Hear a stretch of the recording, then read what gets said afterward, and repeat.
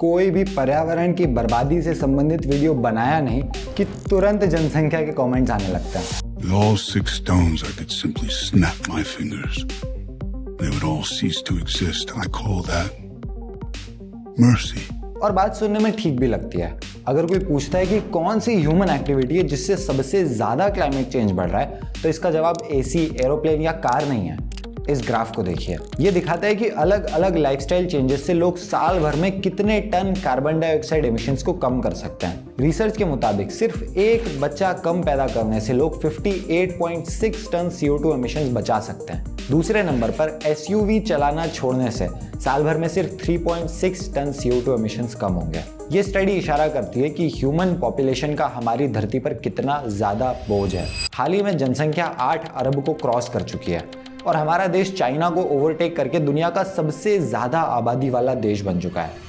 पर जनसंख्या के ये आंकड़े शायद पूरी सच्चाई बयान नहीं करते हैं। आपने ध्यान दिया हो तो जब भी क्लाइमेट चेंज या धरती पर बढ़ते बोझ की बात होती है, इंटरनेशनल कन्वेंशंस और एग्रीमेंट्स में चर्चा होती है, या हमारे देश में ही गरीबी हटाने की बात होती है, तो उन डिस्कशंस में पॉपुलेशन को उतनी जगह नहीं दी जाती। ऐसा क्यों? वेल, आमतौर पर हमें लगता है कि बस पॉपुलेशन कम हो जाए तो चीजें अपने आप सॉल्व हो जाएगी। पर सच यह है कि ओवर पॉपुलेशन का मुद्दा उतना क्लियर नहीं है जितना हमें लगता है। पॉपुलेशन, ओवर पॉपुलेशन और उससे होने वाले इफेक्ट्स, ये सारे मुद्दे थोड़े कॉम्प्लेक्स हैं और इस वीडियो में हम इन्हीं की चर्चा करने वाले हैं।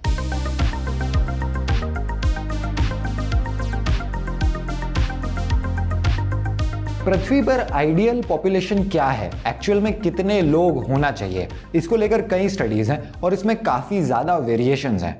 2 अरब से लेकर 1000 अरब तक की रेंज साइंटिस्ट ने दिया, पर फिर भी यह कहा जा सकता है कि अधिकतर स्टडीज 8 अरब से कम जनसंख्या रखने को कहती हैं। अब यूनाइटेड नेशंस के लेटेस्ट प्रोजेक्शंस के मुताबिक 2050 तक ग्लोबल पॉपुलेशन 9.7 बिलियन पहुंच जाएगी और 2080 तक 10.4 बिलियन अपने पीक पर। तो एक तरफ तो हमें ओवर पॉपुलेशन साफ तौर पे दिख रही है, हमारी अभी की पॉपुलेशन प्लेनेट के लिए अनसस्टेनेबल है। इसका सबूत यह है कि आज हमारी पृथ्वी biodiversity loss, climate change, pollution, deforestation, water और फूड शॉर्टेज जैसी समस्याओं से जूझ रही है। पर प्रश्न ये उठता है कि इस सब का सोल्यूशन क्या है?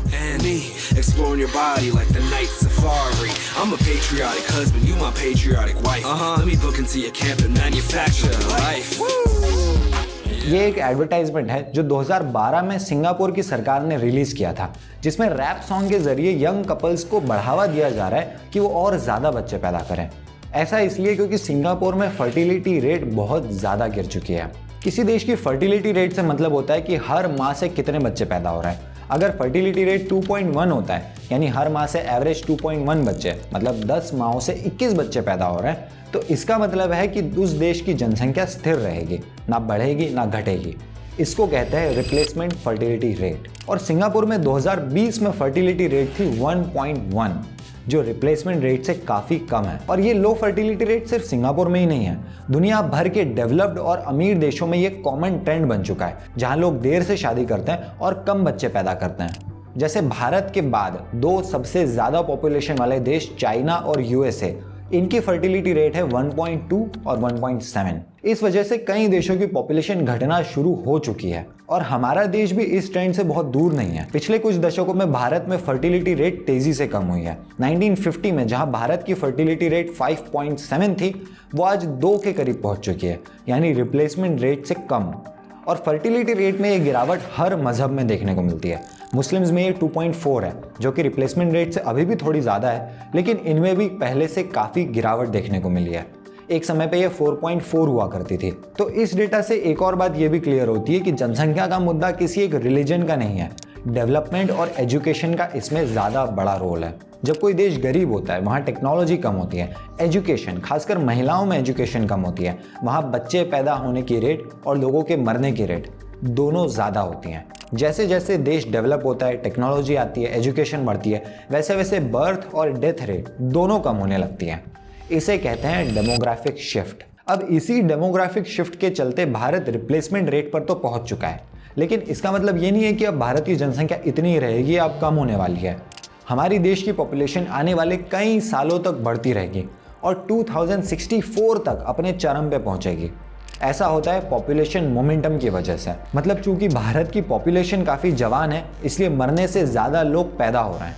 42% लोग यहाँ 25 साल से कम उम्र के हैं। बूढ़े लोग कम है तो मरने वाले लोग भी कम है, और जवान लोग ज़्यादा हैं तो भले ही वो रिप्लेसमेंट रेट पर बच्चे पैदा करें, पर कर तो रहे ना। इस वजह से कुल जनसंख्या बढ़ती रहेगी और फिर एक समय के बाद वो घटना शुरू होगी। अब इससे पहले कि हम आगे बढ़े, मैं ये क्लियर करना चाहता हूँ कि भारत में लोग बहुत ज़्यादा हैं, ये बात एकदम सच है। भारत के पास दुनिया का केवल 2.4% लैंड एरिया है, लेकिन यहाँ 18% पॉपुलेशन है। यूएसए के पास भारत से 3 गुना ज़्यादा ज़मीन है, लेकिन केवल 1/4 लोग हैं। मेरे खुद के दादाजी के 12 बच्चे हैं और नाम निर्दोष। अबे ये निर्दोष है, पापी कौन है भाई? ये सब देख करके जनसंख्या का बार बार ख्याल आना, खासकर भारत के कॉन्टेक्स्ट में, एकदम नॉर्मल बात है। लेकिन अब जो हो गया वो तो हो गया। फैक्ट्स हमें ये बताते हैं कि भारत का जनसंख्या विस्फोट, पॉपुलेशन एक्सप्लोजन लगभग खत्म हो चुका है। पर अब अगर कोई कहे कि ये पॉपुलेशन मोमेंटम को भी हमें रोकना है और कोशिश करना है कि जनसंख्या जल्दी से जल्दी घटना शुरू हो, तो फर्टिलिटी रेट को और भी कम करना होगा। जैसा कि हम आमतौर पर सुनते हैं कि ओवर पॉपुलेशन के कारण ही सब हो रहा है, जनसंख्या ही मूल कारण है। तो ये सब सुनकर हमें लग सकता है कि भाई जितना जल्दी हो सके तेजी से जनसंख्या को कम करना चाहिए। लेकिन बहुत तेजी से जनसंख्या कम करने के अपने चैलेंजेस भी है। लो फर्टिलिटी रेट की वजह से पॉपुलेशन की एज स्ट्रक्चर में बदलाव आता है, बच्चे कम पैदा होते हैं और बूढ़ी पॉपुलेशन बढ़ती जाती है। 1960s में दुनिया में हर 6 वर्किंग पर्सन यानी कामकाजी व्यक्तियों के साथ एक रिटायर्ड व्यक्ति था। आज ये रेशियो 3:1 का है और 2035 तक ये रेशियो 2:1 का हो जाएगा। मतलब हर 2 कामकाजी व्यक्तियों पर एक रिटायर्ड व्यक्ति। इससे परिवार का हेल्थ केयर कॉस्ट बढ़ता है और सरकार की ओल्ड एज स्कीम्स पर भी प्रेशर बढ़ेगा। काम करने वाली पॉपुलेशन कम होने से लेबर शॉर्टेज होगी और क्योंकि कंज्यूमर्स कम होंगे इसलिए इकोनॉमिक ग्रोथ भी कम होगी। अब आप कहोगे कि यार इस इकोनॉमिक ग्रोथ के कारण ही तो इतने पेड़ कट रहे हैं, वाटर पोल्यूशन, एयर पोल्यूशन हो रहा है वगैरह वगैरह। वो बात अपनी जगह है, लेकिन यहाँ हम केवल ये जानने की कोशिश कर रहे हैं कि हमें क्या क्या चैलेंजेस फेस करना पड़ेंगे अगर बहुत तेजी से पॉपुलेशन कम होने लगती है तो। और अगर हम ये सब झेलने को तैयार हो भी जाएं, सरकार इन समस्याओं को कोई हल निकाल ले, तो भी क्या जनसंख्या को कम करने से हम धरती को बचा सकते हैं? जनसंख्या भले ही बड़ा मुद्दा हो, लेकिन ये अकेला मुद्दा नहीं है। ये बात तो सही है कि पृथ्वी पर जितने ज़्यादा लोग बढ़ेंगे उतना ज़्यादा पृथ्वी के रिसोर्सेज पर बोझ बढ़ेगा। लेकिन बात एक्स्ट्रा ह्यूमंस की कम और एक्स्ट्रा कंज्यूमर्स की ज़्यादा है, और इन कंज्यूमर्स में बहुत अधिक अंतर है। इसको समझिए। क्लाइमेट चेंज के लिए जिम्मेदार ग्रीन हाउस गैस एमिशंस के लिए ज़्यादातर अमीर देश और अमीर लोग जिम्मेदार हैं। दुनिया भर के सबसे अमीर 1% लोग दुनिया भर के सबसे गरीब 50% से भी 2 गुना ज़्यादा एमिशंस करते हैं। ये वही लोग हैं जो मोस्टली कार्स और प्लेन से ट्रैवल करते हैं। बड़ा सा इनका कोई घर होता है जिसमें कई सारे एनर्जी इंटेंसिव और कार्बन एमिट करने वाले अप्लायंसेस होते हैं। बहुत सारा मांस ये लोग खाते हैं जो कि पर्यावरण के लिए बिल्कुल अच्छा नहीं है। उनकी ज़रूरत से कहीं ज़्यादा कपड़े, फर्नीचर और लग्जरी आइटम्स उनके पास होते हैं।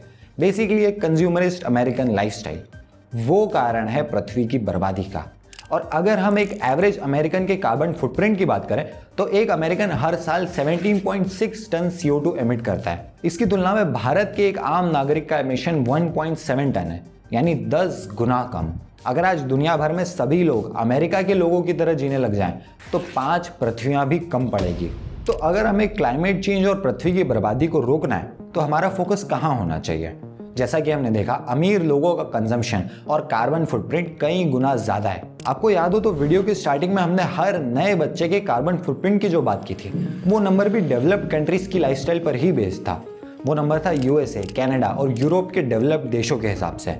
लेकिन हमने ये भी देखा है कि डेवलप्ड कंट्रीज में फर्टिलिटी रेट पहले से ही बहुत कम है। यूएसए में 1.7, कनाडा 1.4, स्विट्जरलैंड में 1.5 और भी देशों की लिस्ट आपकी स्क्रीन पर है। और अगर हम गरीब लोगों की फर्टिलिटी रेट कम करने पे फोकस करते हैं तो उससे कार्बन एमिशन या कंजम्पशन पे कोई खास फर्क नहीं पड़ने वाला, क्योंकि वो पहले से ही बहुत कम है। और जब हम कहते हैं कंजम्पशन पर कुछ खास असर नहीं पड़ेगा तो उसमें कंजम्पशन के साथ जुड़े सभी पर्यावरण के मुद्दे आ जाते हैं, जैसे वाटर पॉल्यूशन, जंगलों की कटाई वगैरह वगैरह। तो क्या करें? जनसंख्या पे बिल्कुल ध्यान ही ना दें। बात यह है कि हमें ज़्यादा फोकस कहाँ करना चाहिए।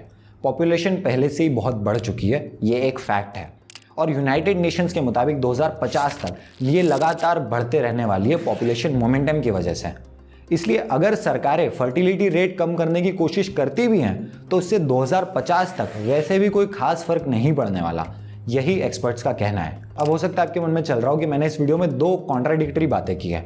वीडियो की शुरुआत में मैंने बोला कि एक बच्चा कम पैदा करने से 58 टन CO2 एमिशंस बचते हैं, और फिर मैं बोल रहा हूँ कि अमीरों की फर्टिलिटी रेट पर फोकस करने से कुछ नहीं होगा।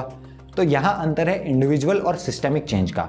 इंडिविजुअल लेवल पर बच्चा ना पैदा करना या 2 की जगह 1 पैदा करना, वो एक बहुत अच्छा स्टेप हो सकता है, भले ही वो USA में हो चाहे इंडिया में। ये बात एकदम सच है कि हर नया बच्चा अपने साथ न जाने कितने पेड़ों की कटाई और न जाने कितने जानवरों की मौत लेकर आता है। पर यह बात इंडिविजुअल लेवल पर कहना ठीक है। जब हम जूम आउट करके पूरी दुनिया की बात करते हैं कि पॉपुलेशन के क्या ट्रेंड्स हैं, वो किस दिशा में जा रही है, क्या प्रोजेक्शंस हैं, तो वहां पर सबको एकजुट होकर जनसंख्या रोकना चाहिए, ये आर्ग्यूमेंट थोड़ा कमजोर है। तो वापस आते हैं कंजम्पशन पे। हर किसी को एक अच्छी लाइफ चाहिए ही, इसलिए उनकी बेसिक ज़रूरतों को हम रोक नहीं सकते। लोगों को रहने के लिए घर चाहिए, गर्मियों में AC चाहिए, ठंड में हीटर चाहिए, और इन सब के लिए बिजली भी चाहिए। इसलिए अगर हम इस पॉपुलेशन से होने वाले प्रभाव को कम करना चाहते हैं तो हमें कंजम्पशन और नेचुरल रिसोर्सेज के इस्तेमाल को मैनेज करने पे ध्यान देना होगा। हमें अपने सिस्टम और टेक्नोलॉजी के लेवल पे बदलाव लाने होंगे, और इसमें भी इंडिविजुअल्स का एक रोल है। इंडिविजुअल लेवल पर हमें अपनी लाइफस्टाइल को बदलना होगा। रिसर्च के अनुसार पृथ्वी पर अपना बोझ कम करने का सबसे बड़ा तरीका है एक प्लांट बेस्ड डाइट अपनाना। इससे आप न केवल क्लाइमेट चेंज से बल्कि water pollution, soil erosion, deforestation और भी कई पर्यावरण की समस्याओं से लड़ने में मदद करते हैं। इसके अलावा फूड वेस्टेज को कम करना, फास्ट फैशन से दूर जाना, अपने कंज्यूमरिज्म को कंट्रोल रख करके अपनी लाइफस्टाइल को बदलना, ये सब चीज़ें इंडिविजुअल लेवल पर हमें करना चाहिए। दूसरी तरफ अगर हम सिस्टमिक चेंज की बात करें तो ये अपने आप में एक अलग ही और बहुत इंटरेस्टिंग टॉपिक है कि क्लाइमेट चेंज की प्रॉब्लम का एग्जैक्टली सॉल्यूशन क्या है, गवर्नमेंट के लेवल पर क्या कदम उठाना होंगे, किस दिशा में जाना होगा। इस विषय पर मैंने हाल ही में एक पूरा वीडियो पब्लिश किया है जिसमें मैंने डिटेल में एक इन्वायरमेंटलिस्ट के साथ इस सब की चर्चा की है। आपको वो वीडियो जरूर देखना चाहिए। लेकिन इस सब का ये मतलब भी नहीं है कि हमें पॉपुलेशन ग्रोथ को पूरी तरह से इग्नोर ही कर देना चाहिए कि भैया वो तो अपने आप ही कम हो रही है। जैसा हमने देखा कि 2050 तक तो पॉपुलेशन प्रोजेक्शन पर कुछ खास असर नहीं पड़ने वाला, लेकिन अगर हम फर्टिलिटी रेट कम रखते हैं तो इस सेंचुरी के सेकेंड हाफ में 2050 के बाद उसका असर देखने को मिल सकता है। UN के प्रोजेक्शंस के अनुसार इस सदी के अंत तक वर्ल्ड पॉपुलेशन 8.9 से 12.4 बिलियन के बीच हो सकती है। इतना हमारे पास में वेरिएशन है। इसके जितना हम लोअर एंड में रहें उतना हमारे प्लैनेट और हमारे लिए लॉन्ग टर्म में अच्छा होगा। और फर्टिलिटी रेट को कम करने के लिए वुमेन एम्पावरमेंट सबसे ज़्यादा इंपॉर्टेंट है। जब लड़कियों के पास फ्रीडम होता है कि वो अपनी बॉडी और अपनी लाइफ के साथ जो चाहे वो कर सकती हैं, तो फर्टिलिटी रेट तेज़ी से गिरती है। इसके लिए हमें महिलाओं को फ्रीडम देना होगा और एम्पावर करना होगा कि वो पढ़ाई कर सके, अपने करियर में आगे बढ़ सके और इंडिपेंडेंट हो सके। एक स्टडी में देखा गया कि अफ्रीकन वुमेन जिनके पास कोई एजुकेशन नहीं थी, उनके ऑन एवरेज 5.4 बच्चे थे। वहीं दूसरी तरफ वो महिलाएं जिनके पास कॉलेज एजुकेशन थी, उनके 2.2 बच्चे थे, यानी आधे से भी कम। इसके अलावा हमें यह भी इंश्योर करने की ज़रूरत है कि हेल्थ केयर और मॉडर्न कॉन्ट्रासेप्शन सब तक पहुंचे, क्योंकि जितनी भी प्रेगनेंसीज होती हैं उसमें से आधी अनइंटेंडेड होती है, मतलब बिना प्लान किए। हाई फर्टिलिटी रेट उन देशों में ज़्यादा है जो बहुत गरीब हैं।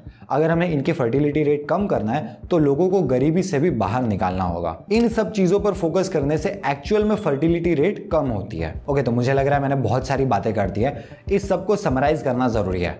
जैसे जैसे पृथ्वी पर जनसंख्या बढ़ती है वैसे वैसे बोझ भी बढ़ता है, ये ऑब्वियसली सच है। लेकिन आज की तारीख में पर्यावरण की सारी समस्याओं का ठीकरा जनसंख्या पे नहीं फोड़ सकते।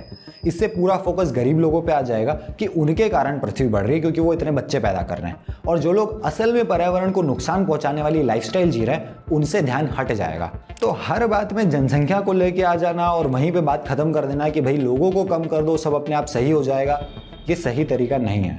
हमें इंडिविजुअल लेवल पे अपना कंजम्पशन, अपना उपभोग कम करने की ज़रूरत है।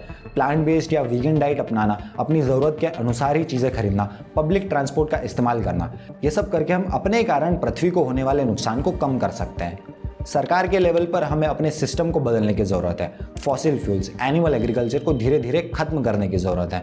किस तरीके से हम इकोनॉमी के बारे में सोचते हैं उसको बदलने की ज़रूरत है। इन पॉइंट्स पर डिटेल में चर्चा करते हुए मेरे वीडियोस की लिंक आपको डिस्क्रिप्शन में मिल जाएगी। और इंडिविजुअल लेवल पर ही बच्चे पैदा करना या नहीं करना, इससे भी व्यक्ति के कंजम्पशन पर बहुत ज़्यादा असर पड़ता है। तो बिल्कुल अपने पर्सनल कंजम्पशन, निजी उपभोग को कम करने के लिए लोगों को बच्चे कम पैदा करने के बारे में सोचना चाहिए। हमारे लॉन्ग टर्म फ्यूचर के लिए ज़रूरी है कि कम बच्चे पैदा हो, पर इस लक्ष्य को पाने का तरीका है कि हमें ज़्यादा से ज़्यादा महिलाओं की एजुकेशन पर फोकस करना चाहिए। कॉन्ट्रासेप्टिव्स उपलब्ध कराना चाहिए और लोगों को गरीबी से बाहर निकलने में मदद करना चाहिए। उम्मीद करता हूँ इस वीडियो से आपको ओवर पॉपुलेशन के बारे में एक सेंसिबल पर्सपेक्टिव मिला होगा कि एक्चुअल में पूरा मामला क्या है। अगर आप इस चैनल पर नए हैं तो प्लीज़ इसे सपोर्ट करने के लिए इसे सब्सक्राइब ज़रूर कीजिए। धन्यवाद।